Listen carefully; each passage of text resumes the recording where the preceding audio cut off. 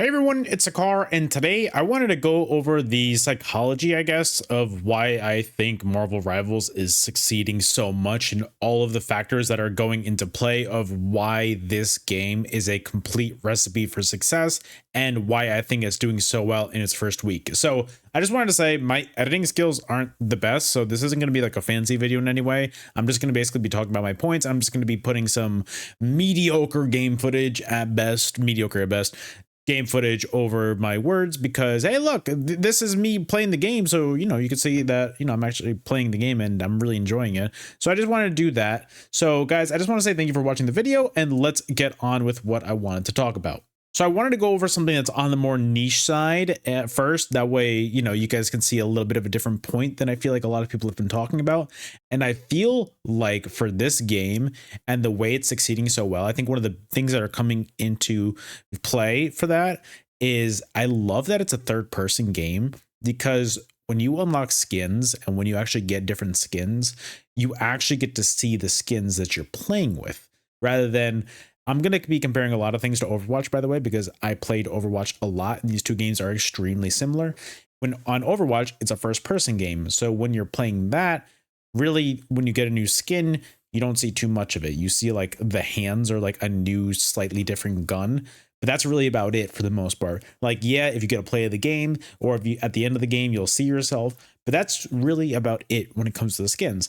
On Marvel Rivals, on the other hand, you're actually in third person all the time, so you can actually see the skins at all times. So I think that's a little bit more of an extra bang for your buck. And yes, the skins are the only thing in the game that you have to pay for, really, but I think that's fine, honestly.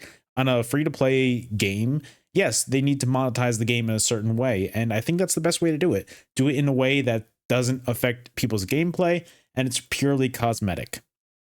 The next point I wanted to make was I think that it's perfect because Overwatch is so slow right now.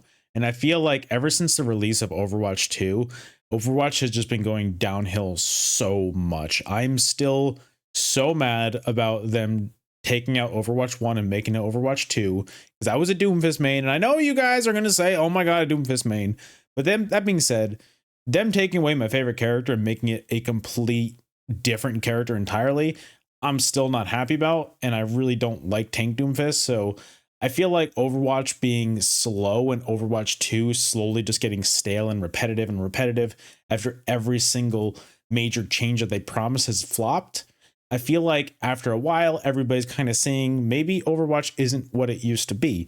So I feel like it's getting Marvel Rivals came in at a really low point for Overwatch and is kind of taking over a lot of that community because those games are so similar. That being said, that's going to bring me to my next point as well, and that's this is a brand new game. So they needed a way to bring more people in.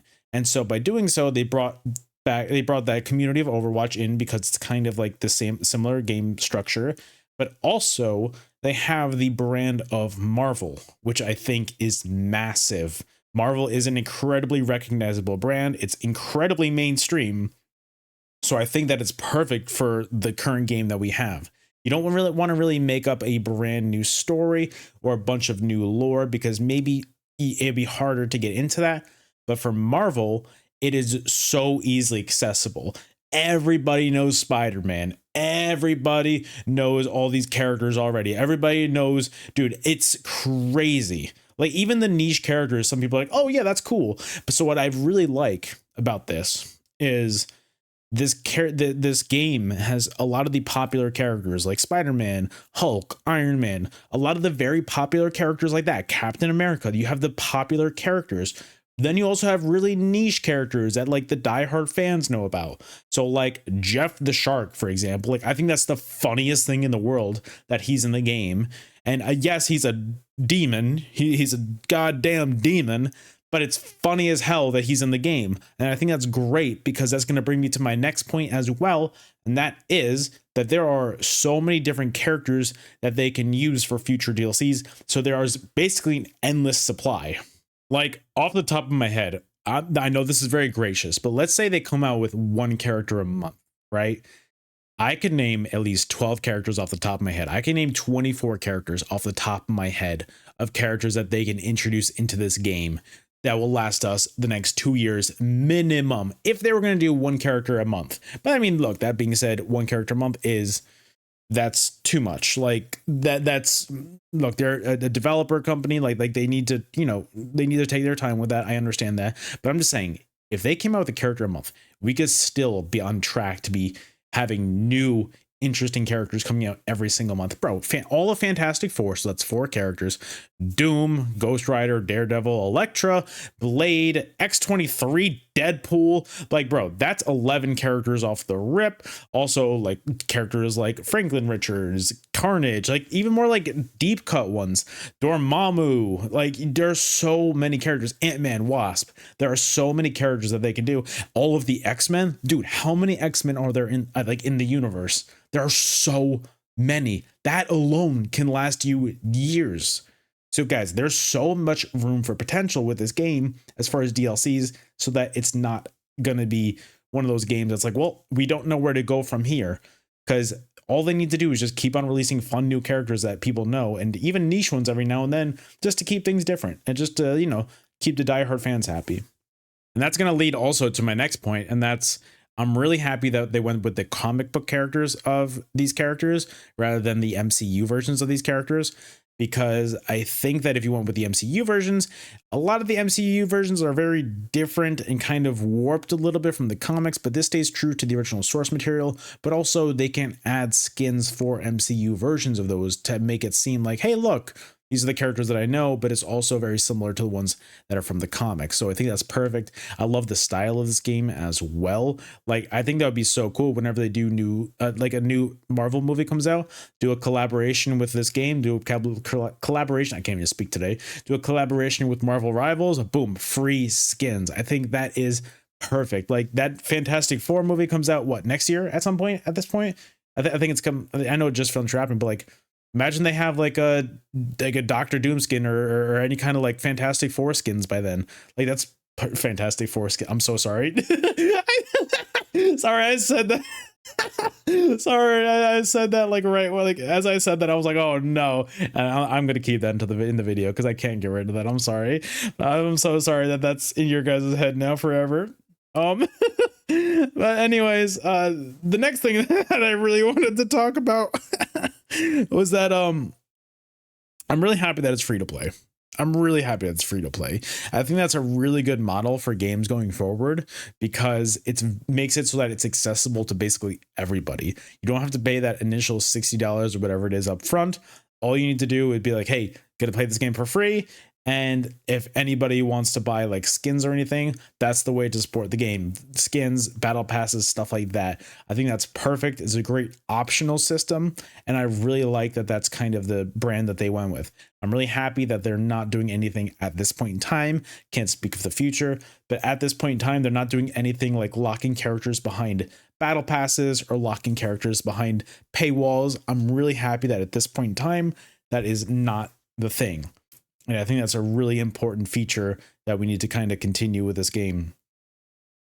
Also, I think something that's really important to talk about as well is this game is coming at a perfect time in the year. I think 2024 had a lot of really strong games throughout the year. We had Helldivers, we had Black Myth Wukong, Astro Boy. We had so many solid games that were really, really good, that really took the overall content creation like Twitch, YouTube. It took the gaming world by storm. There were some amazing games this year. Like, I know the Elden Ring DLC was huge as well. But that being said, this game is coming at a lull during the entire year of new games. The only game that I had to compete with was Path of Exile 2, came out on the exact same day, but I feel like those are completely different audiences, so it's not like, one was competing with the other. So I think it's absolutely a great time for this game to come out, and it's getting so much exposure because of that, because every single other game is kind of just slow at this point in time. Not saying that that's a bad thing, but right before the holiday season, it's bringing everybody into this game and it's getting people excited about it. I think that's really a really smart idea, especially going into the new year as well. I think that it's got a lot of potential and a lot of hype to live up to, but I think that this game is succeeding in a lot of ways. And I know a lot of people have talked about this already, but I think that it being so similar to Overwatch with a lot of the abilities, like guys, it's very similar if you know what I mean. A lot of these abilities, I think it lends that hand of familiarity for those people that do want to switch from those kind of games. And I know that Overwatch isn't the only game that's like that. I know there's like TF2, Paladins, stuff like that, but Overwatch is the game that I have the most it's the most experience with. So I didn't really want to compare things to things I don't know about. Like I've never really played TF2, so I don't really want to compare it to that because I would have no knowledge of that, and I just don't want to be like talking on my ass basically. So I want to talk about things that I know about and things that I'm experienced with and knowledgeable about. So I think that it being so similar to Overwatch with a lot of the abilities, like guys, Star-Lord alone has like the Tracer Blink, it has the Echo Glide, it has the Soldier 76 Ultimate. Like I get it. It's incredibly similar. And I think that's a good thing for the game because it lends that hand of familiarity for players that are kind of sick of Overwatch but don't have anything else to play. So they have this new, brand new, interesting game to grind either comp or just play quick play in and just have a good time, but also have it feel familiar in a new way, but also, have it feel familiar to Overwatch, but also feel fresh in its own way, being Marvel, having new maps, new characters, all that stuff. So those are the reasons why I think that this game is incredibly successful, especially off the rip. Guys, we're only 1 week into this game being fully released, but I'm really excited to see the future of this game. I think it could use some help. I think personally, like guys, agree with me, disagree with me. I would love to hear your ideas about this in the comments. I definitely believe that competitive needs role queue. I don't care about quick play. Quick play is where you go to have fun. So I don't really mind quick play, but I genuinely believe that comp needs some sort of role queue because it's kind of crazy. The amount of times that I've gotten into matches and I've got 4 DPS is ridiculous. So I think that needs to be changed. Obviously, with time, new maps will come out because I don't really feel like there's too many maps out right now. But look, with time, I feel like that'll be changed, obviously. Like the game came out with 33 heroes, and I think that's absolutely phenomenal. Like 33 on release is great. I'm super happy about that. I was actually shocked when I first saw that. So I'm really happy about that. But those are my two biggest issues. Like, yeah, there's some characters that could use some tweaking. I think healing is pretty insane right now. But that being said, overall, I'm really happy with how it is. Like, I think that every hero is kind of broken in their own fun way. And I think that's what makes the game fun. And I think it's really cool. So guys, I just want to say thank you so much for watching. If you enjoyed this, hit that like button, subscribe, comment, all that stuff, the normal YouTube stuff. And if you want to see me play this game live, I have been streaming on Twitch and YouTube 5 days a week. So come stop by. The link will be in the description. I would appreciate that so much. You guys are awesome.